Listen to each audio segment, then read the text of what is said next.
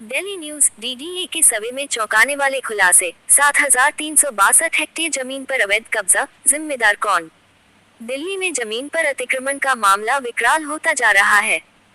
दिल्ली विकास प्राधिकरण डीडीए ने यमुना खादर में सर्वे किया है, जिसकी रिपोर्ट अब सामने आई है। देश की राजधानी दिल्ली में अतिक्रमण का मामला कम होने के बजाय बढ़ता ही जा रहा है। सरकारी जमीन पर अवैध कब्जे के मामले आए दिन सामने आते रहते हैं। भूमाफिया तो संरक्षित स्मारकों की जमीन तक को नहीं बख्शते हैं। दिल्ली हाईकोर्ट अतिक्रमण को लेकर कई बार संबंधित विभागों को खरी खोटी सुना चुका है। अब तो यमुना क्षेत्र में भी अतिक्रमण के मामले सामने आने लगे हैं। दिल्ली विकास प्राधिकरण डीडीए ने यमुना खादर क्षेत्र में अतिक्रमण को लेकर सर्वे किया था। सर्वे रिपोर्ट में चौंकाने वाली बातें सामने आई हैं।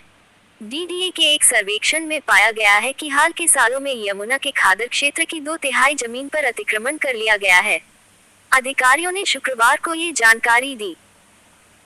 दिल्ली हाई कोर्ट ने 27 मार्च को दिल्ली विकास प्राधिकरण डीडीए को निर्देश दिया था कि वह जोन ओ में जमीन की वर्तमान स्थिति का पता लगाने के लिए सैटेलाइट इमेजरी और ड्रोन फोटोग्राफी जैसी नवीनतम तकनीकों का उपयोग करे।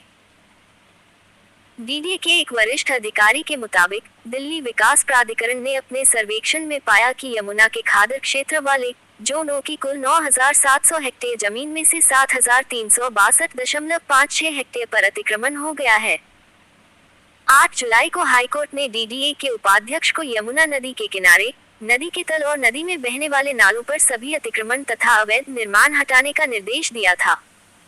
हाईकोर्ट के आदेश के अनुसार डीडीए को खादर क्षेत्र से अतिक्रमण हटाने के लिए सभी संबंधित एजेंसियों के साथ समन्वय करना होगा।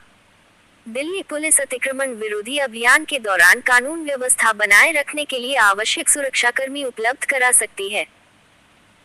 दिल्ली में अवैध निर्माण और सरकारी जमीनों पर अतिक्रमण रोकने और जमीन से संबंधित शिकायतों के निपटारे के लिए शुक्रवार को डीडीए, एमसीडी और सर्वे ऑफ इंडिया ने ड्रोन सर्वेक्षण के लिए समझौता ज्ञापन पर हस्ताक्षर किया।